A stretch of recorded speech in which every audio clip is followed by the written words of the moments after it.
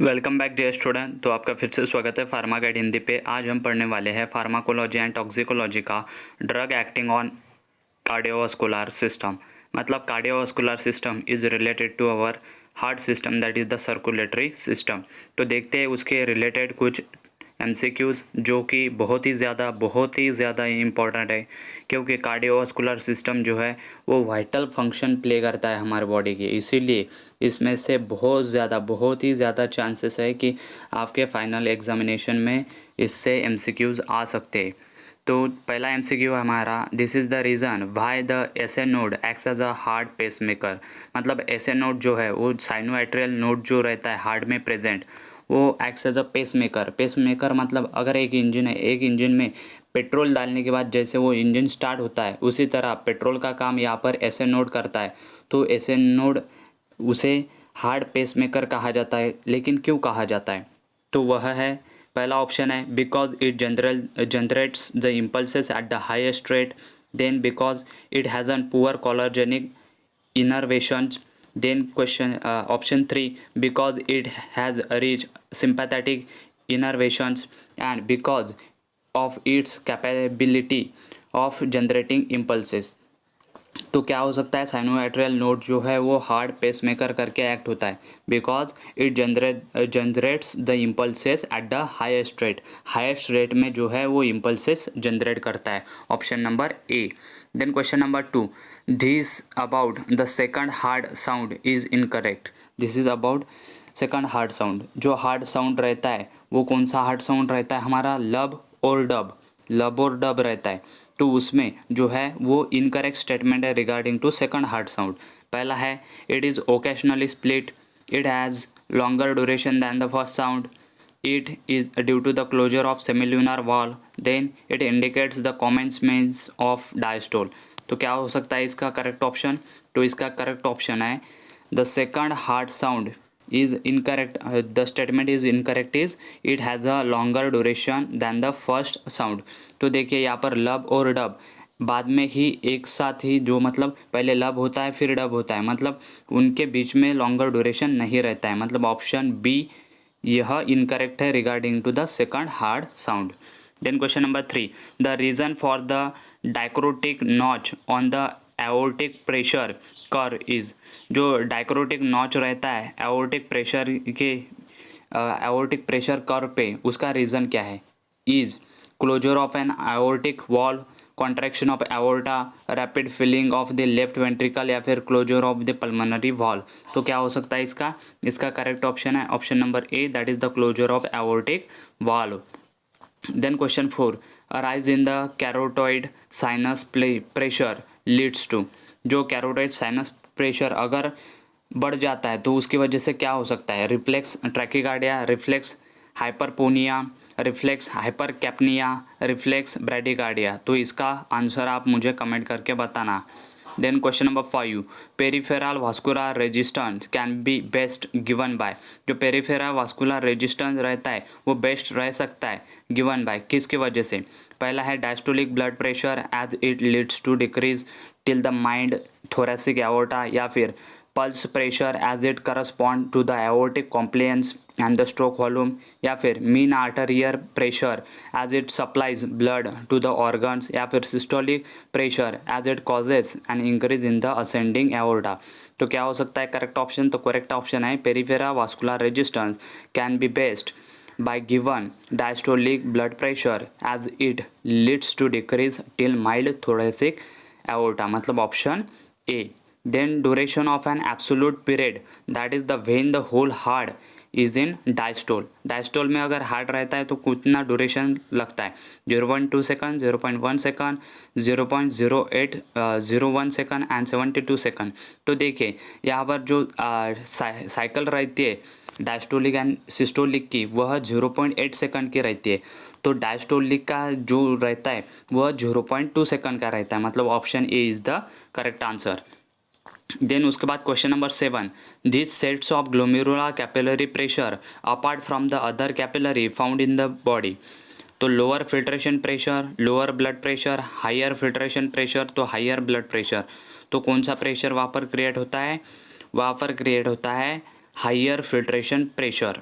Then उसके बाद question number 8, ventricular muscle accept the impulses directly from, जो ventricular muscle रहते वो इम्पल्सेस एक्सेप्ट करते कहाँ से, एवी नोड से, उसके बाद बंडल ऑफ एसएम, या फिर परकिंजे सिस्टम से, या फिर नन ऑफ दिस। तो ventricular muscle accept the impulses directly from the, कहाँ से लेते हैं वो इम्पल्सेस, वह इम्पल्सेस लेते हैं परकिंजे सिस्टम से। देन उसके बाद question number 9, this is an similarity between the pulmonary and systemic circulation, क्या सिमिलैरिटी है पल्मोनरी और सिस्टमिक सर्कुलेशन के बीच में, वैल्यू ऑफ सर्कुलेशन पर मिनट, या फिर टोटल कैपेसिटी, या फिर पल्स प्रेशर, या फिर पेरिफेरल वास्कुलर रेजिस्टेंस। तो क्या हो सकता है similarity pulmonary and systemic circulation में, तो यह सिमिलैरिटी है कि वॉल्यूम ऑफ सर्कुलेशन पर मिनट जो रहता है उनका सेम रहता है। देन उसके बाद question number 10, on the heart the impact of adrenaline is all of this except that, adrenaline का हार्ट पे जो है इम्पैक्ट नीचे दिए गए ऑप्शन में से 3 ऑप्शन करेक्ट है, लेकिन एक जो है वो रॉन्ग ऑप्शन है। कौन सा हो सकता है, option A, it increase the uptake of oxygen by the heart, then option B, it increase the contraction force, then option C, increase the heart rate, and option D, it decrease the myocardial irritability. तो क्या हो सकता है, on the heart the impact of adrenaline, तो उसका exception है यहाँ पर, it decrease the myocardial irritability, यह मायोकार्डियल इरिटेबिलिटी डिक्रीज नहीं करता है। देन उसके बाद question number 11, the common name of digitalis, जो डिजिटलिस है हमारा कार्डियोटॉनिक ड्रग करके आता है वह उसका कॉमन नेम क्या है, ब्राह्मी बुट्टी, फॉक्सग्लो, कट्टा बुट्टी, या फिर किस्मिक्विक। तो क्या हो सकता है डिजिटलिस का जो कॉमन नेम रहता है, तो डिजिटलिस का कॉमन नेम है फॉक्सग्लो, डिजिटलिस का यह कॉमन नेम है। देन उसके बाद question number 12, drug of choice in the acute myocardial infarction is, जो एक्यूट मायोकार्डियल इन्फ्रैक्शन में ड्रग दी जाती है वो कौन से रहती है, मॉर्फिन, आईवी हेपेरिन, स्ट्रेप्टोकाइनेज, या फिर नाइट्रोग्लिसरीन। तो कौन से ड्रग दी जाती है एक्यूट मायोकार्डियल इन्फ्रैक्शन में, तो एक्यूट मायोकार्डियल इन्फ्रैक्शन में स्ट्रेप्टोकाइनेज नाम का ड्रग दिया जाता है, जो कि एक एंजाइम रहता है। Then question number 13, which of the following anti cancer drug is cardiotonic, नीचे दिया गया है कौन सा एंटी कैंसर ड्रग है, लेकिन वो कार्डियोटॉनिक ड्रग करके भी यूज़ किया जाता है, माइटोजेंथ्रॉन, या फिर एक्टिनोमाइसिन, या फिर माइटोमाइसिन, या फिर डोनोरुबिसिन। तो कौन सा ऐसा एंटी कैंसर ड्रग है जो कि कार्डियोटॉनिक करके यूज़ किया जाता है, तो उसका नाम है डोनोरुबिसिन, मतलब option number D. Then question number 14, if a dose of drug to be taken at 8 AM is missed, the patient should be take the drug।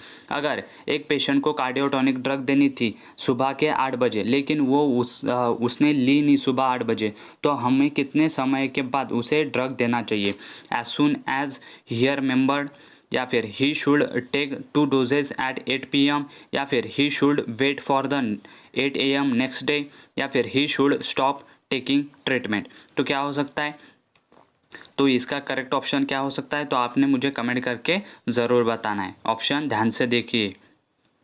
उसके बाद क्वेश्चन नंबर 15 पे मूव करते हैं, विच of the following drug is useful in the acute bronchial asthma, कौन सा drug acute bronchial asthma के treatment के लिए यूज़ किया जाता है, टरब्यूटैलिन, या फिर बेटामेथाजोन, या फिर केटोटिफाइन, या फिर कॉमनली यूज़ किए जाने वाले ड्रग। तो कौन सा ऐसा ड्रग है जो कि एक्यूट ब्रोंकियल अस्थमा के लिए भी यूज़ किया जाता है कार्डियोटॉनिक ड्रग, तो उसका करेक्ट ऑप्शन है terbutaline is useful in the acute bronchial asthma. Then question 16, the drug out of the following is not use in the acute asthma, कौन सा नीचे दिया गया ड्रग है कार्डियोटॉनिक ड्रग है जो कि एक्यूट अस्थमा में यूज़ नहीं किया जाता, हाइड्रोकॉर्टिसोन, इम्प्रेट्रोपिन ट्रोपियम, या फिर साल्ब्यूटामॉल, या फिर टिनिटाजोल। तो कौन सा ऐसा ड्रग है जो कि एक्यूट अस्थमा के लिए यूज़ नहीं किया जाता, तो उसका ऑप्शन है टिनिडाजोल, मतलब ऑप्शन नंबर डी।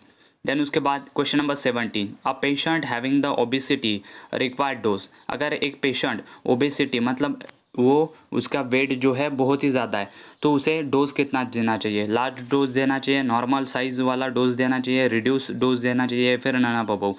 तो ऐसा पेशेंट जो कि ओबेज है, ओबेसिटी है, उसको मतलब लट्ठ है, तो उसको जो है कार्डियोटॉनिक ड्रग कितना देना चाहिए, तो उसे कार्डियोटॉनिक ड्रग जो है वो ज़्यादा देना चाहिए। क्यों, अकॉर्डिंग टू द हमारा जो पोसोलॉजी का चैप्टर है जो कि फार्मास्यूटिक्स में है, उसमें आपको डोजेज फॉर्म के बारे में बताया गया है कि according to the body weight या फिर बॉडी साइज़ के अकॉर्डिंग जो है वो डोज को बढ़ा दिया जाता है। यहाँ पर जो है बॉडी साइज जो है लार्ज है, इसीलिए लार्ज डोज यहाँ पर प्रोवाइड किया जाता है। Then question number 18. While the administering of a drug tolnaftate, while administering of the drug to a female patient, which factor is to be kept in mind? तो अगर female को drug दिया जाता है तो कौन सा फैक्टर ऐसा ध्यान में रखा जाता है कि फीमेल को ड्रग उसमें ना दिया जाए? तो लैक्टेशन, मेंस्ट्रुएशन, प्रेगनेंसी या फिर ऑल ऑफ दिस। तो ऑल ऑफ दिस मतलब लैक्टेटिंग या फिर मेंस्ट्रुएटिंग या फिर प्रेगनेंसी वाली जो भी फीमेल रहती है उन्हें जो है वो कौन सी भी ड्रग नहीं देनी चाहिए, यह हमें जो है वो ध्यान में रखना चाहिए। जो प्लेसेंटा को बैरियर ना कर सके वो ड्रग नहीं देनी चाहिए, लैक्टेशन वाले या फिर मेंस्ट्रुएशन पीरियड में उन्हें वो ड्रग नहीं दिए जाने चाहिए। तो आपको क्या करना पड़ेगा, आपको फिजिशियन से जो है वो अच्छे से सलाह लेनी पड़ेगी इसमें। देन उसके बाद question 19, doctor always major blood pressure on the arms not any other parts of the body, because जो डॉक्टर रहते हैं वो ब्लड प्रेशर अगर उन्हें चेक करना पड़ता है तो वो हाथ पे ही क्यों पट्टी लगाते हैं, वो अदर पार्ट्स पे भी क्यों नहीं लगा सकते? जैसे हमारा नोज़ हो गया वहाँ पर नहीं लगाते, पैर पर नहीं लगाते, हाथ पर ही क्यों लगाते? क्योंकि ऑप्शन है आपको 4। पहला है left brachial artery on the arm is perfect point as it is near the heart, या फिर patient feels no shy with an naked arm, या फिर पेशेंट फील नो पेन, या फिर ऑल ऑफ द अबव। तो क्यों doctor वहाँ पर जो है ब्लड प्रेशर चेक करने के लिए आर्म पर जो है वो पट्टी लगाते? क्योंकि लेफ्ट ब्रोंकियल आर्टरी जो रहती है आर्म में जो परफेक्ट पॉइंट है जहाँ से जो है हार्ट नियरर रहता है और वहाँ से जो है अच्छे से हमें जो है वो ब्लड प्रेशर मेजर करने के लिए ईजी जाता है। देन उसके बाद question 20, the last question of this cardiovascular system के बारे में ड्रग के रिलेटेड। तो लास्ट क्वेश्चन है हमारा, an abnormal condition of an heart tachycardia is define as. अगर एबनॉर्मल कंडीशन होती है हार्ट की तो ट्रैकीकार्डिया किसे कहा जाता है? नॉर्मल हार्ट बीट को, हार्ट बीट स्लो को, या फिर हार्ट बीट नॉर्दर को, या फिर हार्ट बीट रैपिड को। तो क्या कहा जा सकता है ट्रैकीकार्डिया? तो ट्रैकीकार्डिया किसे कहा जाता है? Heart beat rapid. अगर हार्ट बीट जो है वो हद से ज़्यादा बढ़ जाती है तो उसे हम ट्रैकीकार्डिया बुला सकते हैं। आई होप यह वीडियो आपको बहुत ही ज़्यादा हेल्पफुल रहेगी और यह मोस्ट इम्पॉर्टेंट चैप्टर है, आपको इसे करना ही करना है। और अगला भी हम इम्पोर्टेंट चैप्टर लेंगे regarding to your examination. Thank you very much for watching the video till end. Do not forget to like the video and share with your friend. Thank you.